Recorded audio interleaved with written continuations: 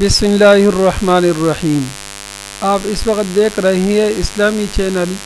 تدمیر النفاق، جس کا مقصد سنی عوام کو عجمی منافقین کے مکر و فریب سے آگاہ کر کے راہ راست کی نشاندہی کرنی ہے۔ اسلامی درد رکھنے والے مسلمان بھائیوں سے تعاون کی اپیل ہے۔ دین کی معمولی سمجھ بوجھ رکھنے والے جس شخص نے بھی مرزا جہلمی کی ویڈیوز دیکھی ہے، وہ اس کے سوا اور کوئی فیصلہ نہ کر سکا کہ یہ منافق کٹر رافضی ہیں۔ صرف مسلمانوں کو گمراہ کرنے کے لیے اور ان کے دلوں سے شیعت کی نفرت اور صحابہ کرام کی محبت نکالنے کے لیے خود کو سنی ظاہر کیا ہوا ہے۔ اس نے ایک من گھڑت سوال کی بنا پر ایک ویڈیو بنائی ہے جس کا عنوان ہے سیدہ عائشہ رضی اللہ عنہا کا قاتل کون۔ اس میں بظاہر حضرت معاویہ رضی اللہ تعالیٰ عنہ کا دفاع کرتا ہے، مگر ان کی دفاع میں صرف اتنا کہا ہے کہ حضرت عائشہ رضی اللہ عنہا کو حضرت معاویہ رضی اللہ عنہ نے قتل نہیں کروایا۔ باقی پوری ویڈیو حضرت معاویہ رضی اللہ تعالیٰ عنہ کی توہین اور تنقیص پر ہی مبنی ہے۔ اس ویڈیو میں بہت سے خرافات ہیں۔ ان خرافات پر ایک ویڈیو بحوالہ بحث کرنا چونکہ مشکل ہے، اس لیے سوچا کہ الگ الگ حصوں میں تقسیم کر کے ہر موضوع پر الگ الگ ویڈیو بنائی جائے۔ اس ویڈیو کا موضوع ہے محمد ابن ابی بکر رضی اللہ عنہ کا قتل کیسے ہوا، اور اس میں معاویہ رضی اللہ عنہ کو بدنام کرنے کے لیے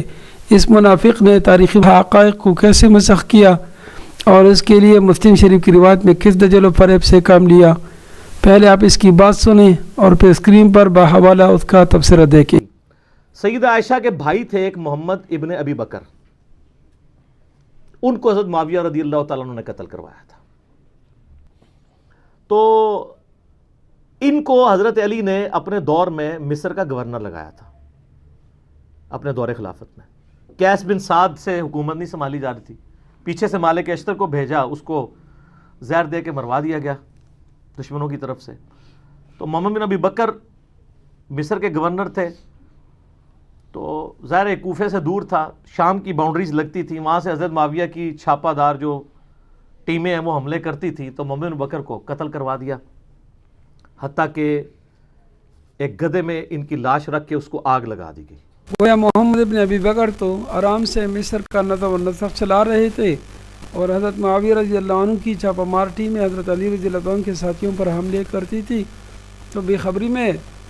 محمد ابن ابی بکر کو بھی قتل کر دیا۔ اس منافق کو حضرت معاویہ رضی اللہ تعالیٰ عنہ پر یہ تہمت باندھتے ہوئے اور محمد ابن ابی بکر کی حقیقت چھپاتے ہوئے خدا کا خوف بھی مانع نہیں ہوا، مگر ان ظالموں کے دل میں خدا کا خوف ہوتا ہی نہیں۔ یہ کہتا ہے کہ حضرت قیس بن سعد رضی اللہ عنہ سے مصر کی حکومت سنبھالی نہیں جا رہی تھی، اس لیے حضرت علی رضی اللہ تعالیٰ نے ان کو معزول کر دیا۔ حالانکہ حقیقت وہی جو آپ اسکرین پر دیکھ رہے ہیں کہ حضرت قیس بن سعد رضی اللہ تعالیٰ عنہ اس وقت عرب کے ذہین ترین افراد میں سے تھے اور جنگی جانوں کے بڑے ماہر تھے۔ یہی وجہ ہے کہ بعد میں حضرت علی رضی اللہ تعالیٰ عنہ کو ان کو معزول کرنے پر ندامت ہوئی، اور محمد ابن ابی بکر کے قتل کے بعد اندازہ ہوا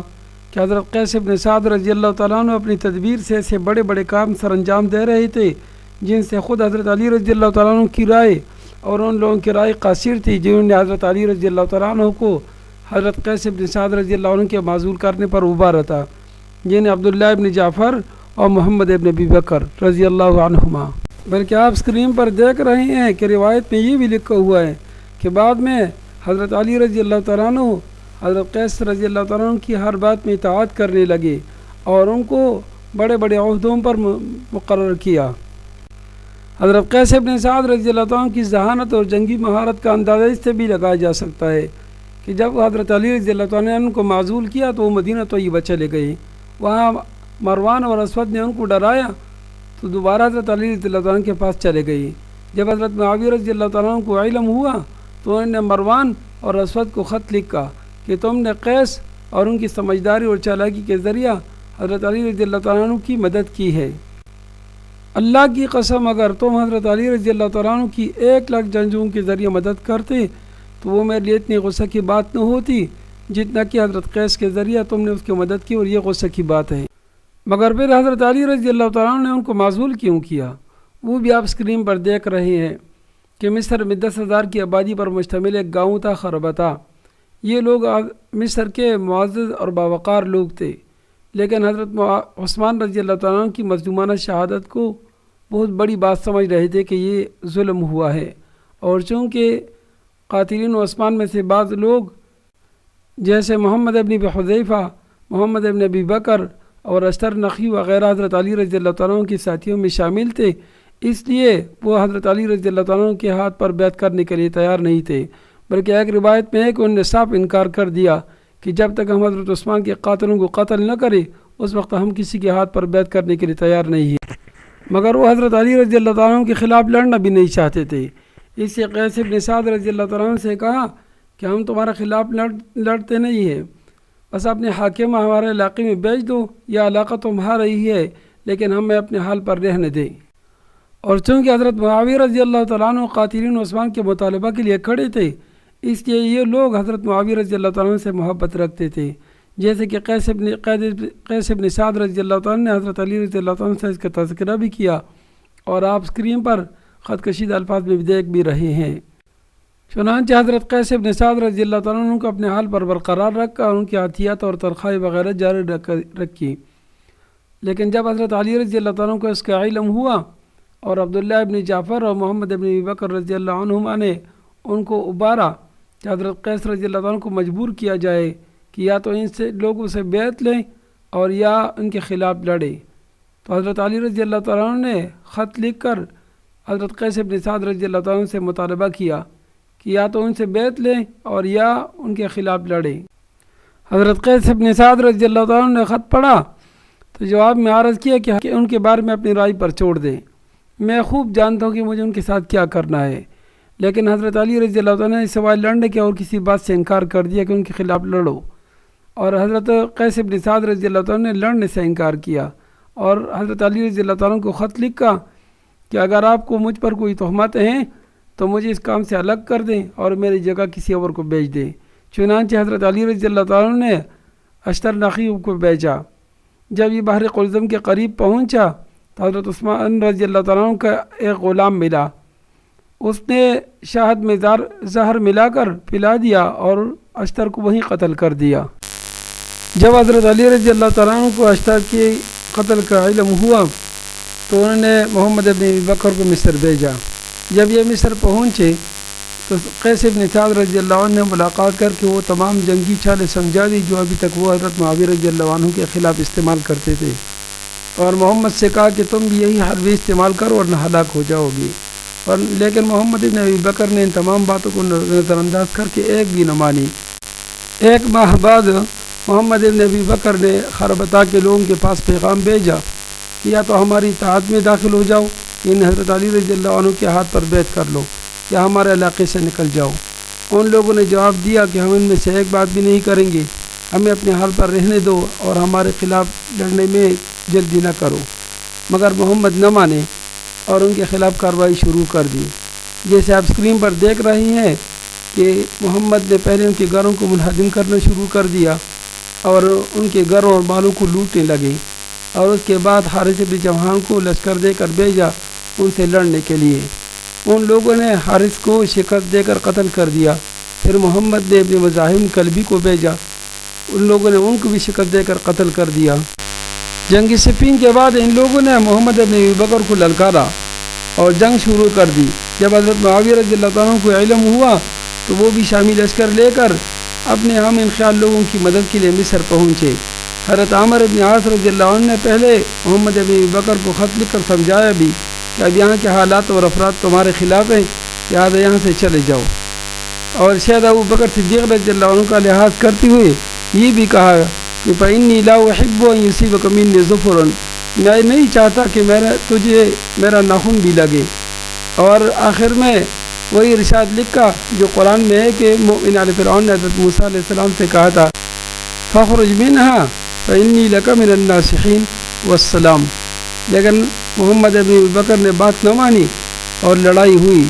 جس میں محمد ابن ابی بکر کی ساتھیوں کو شکست ہوئی، اور محمد نے بھاگ کر ایک ویرانے میں پناہ لی جس کو شامی لشکر کے امیر معاویہ ابن خدیج نے ڈھونڈ لیا اور قتل کر دیا۔ محمد کے بھائی عبد الرحمن ابن ابی بکر رضی اللہ عنہ نے جو حضرت عمر ابن عاص رضی اللہ عنہ کے ساتھ تحکیم کے بعد مصر آئے تھے۔ حضرت عامر ابن عاص رضی اللہ عنہ کے پاس جا کر اپنے بھائی کے لیے سفارش اور بچانے کی کوشش کی۔ حضرت عامر ابن عاص رضی اللہ عنہ نے معاویہ ابن خدیج کو پیغام بھیجا کہ محمد کو قتل نہ کرو بلکہ میرے پاس لاؤ، لیکن معاویہ ابن خدیج نے کہا کہ واللہ سے ہرگز نہیں ہو سکتا، ان لوگوں نے کنانہ ابن بشر کو قتل کیا ہے اور امام محمد ابن ابی بکر کو زندہ چھوڑ دوں، اور یہ قاتلین عثمان میں سے ہیں۔ اور محمد نے خود اپنے والد کا واسطہ دے کر بھی کہا کہ مجھے ابو بکر کی خاطر معاف کر دو، لیکن معاویہ ابن خدیج نے کہا کہ میں نے حضرت عثمان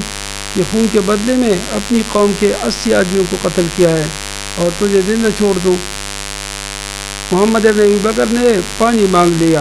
کہ اب گون پانی پلا دو۔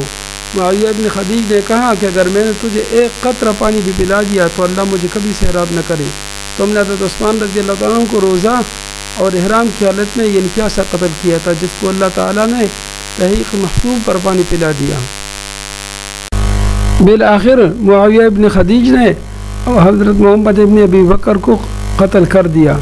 اور مصر حضرت معاویہ رضی اللہ عنہ کے قبضے میں آیا، مگر تاریخ حقائق کے مطابق ان تمام مراحل کے بعد ایسا نہیں جیسے کہ یہ منافق کہتا ہے کہ حضرت معاویہ رضی اللہ عنہ کی چھاپہ مار ٹیمیں حضرت علی رضی اللہ عنہ کے ساتھیوں پر حملے کرتی تھی اور محمد کو قتل کر دیا اور مصر کو ان سے چھین لیا تھا۔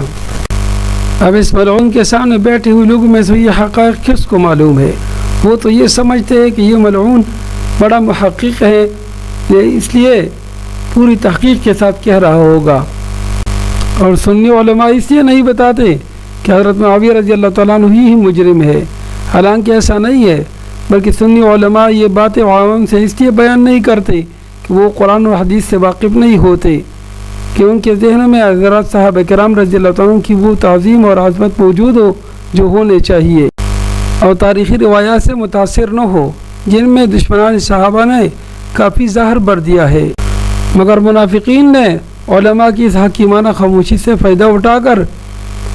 سنی عوام کو اپنا ہم خیال بنانا شروع کر دیا۔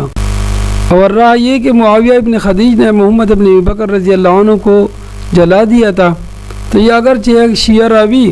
ابو مخنف کی روایت ہے، لیکن اس کے باوجود اس سے حضرت معاویہ اور حضرت عامر ابن عاص رضی اللہ عنہما کا کوئی تعلق نہیں، بلکہ آپ نے تاریخی روایات میں دیکھ لیا کہ جب عبد الرحمن ابن ابی بکر نے اپنے بھائی کے لیے سفارش کی تو حضرت عامر ابن عاص رضی اللہ تعالیٰ عنہ نے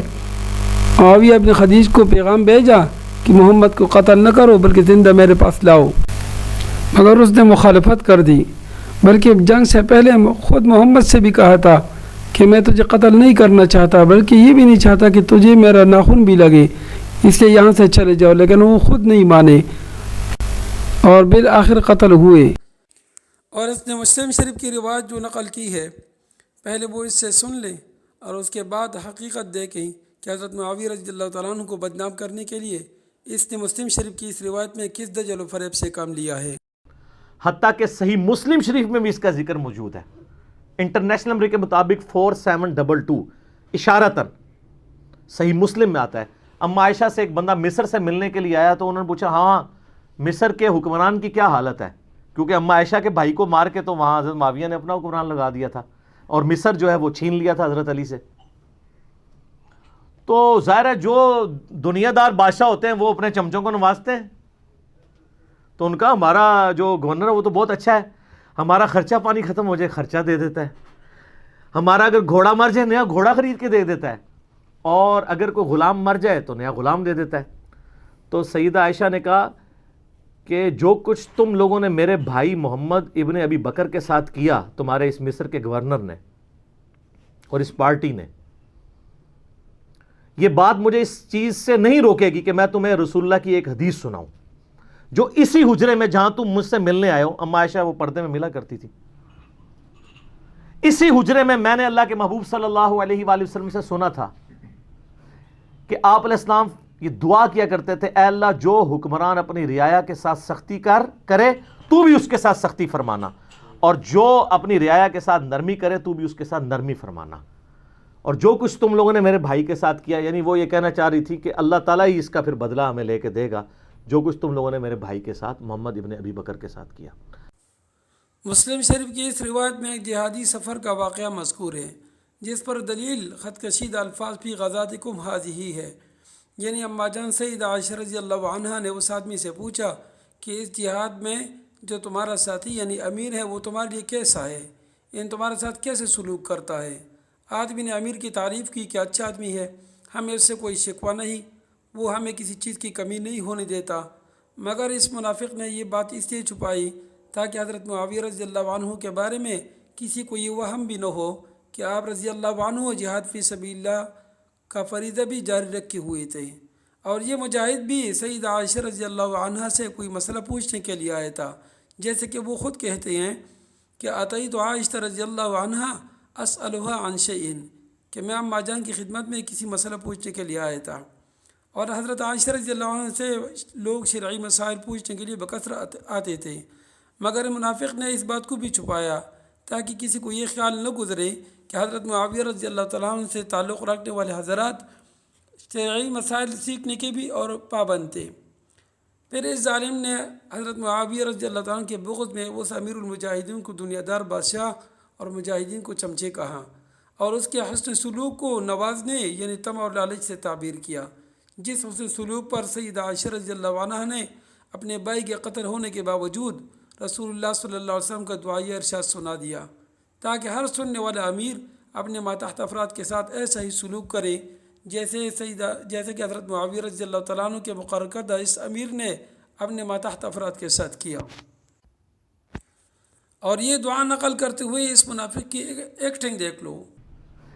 کہ آپ علیہ السلام یہ دعا کیا کرتے تھے، اے اللہ جو حکمران اپنی رعایا کے ساتھ سختی کرے تو بھی اس کے ساتھ سختی فرمانا، اور جو اپنی رعایا کے ساتھ نرمی کرے تو بھی اس کے ساتھ نرمی فرمانا۔ اور جو کچھ تم لوگوں نے میرے بھائی کے ساتھ کیا، یعنی وہ یہ کہنا چاہ رہی تھی کہ اللہ تعالیٰ ہی جس مقصد کے لیے اما جان رضی اللہ عنہ نے حدیث سنائی، یعنی امیر کا ماتحت افراد کے ساتھ حسن سلوک، اس کو دہمی لہجے میں ظاہر کیا، اور جو بات ضمناً آئی تھی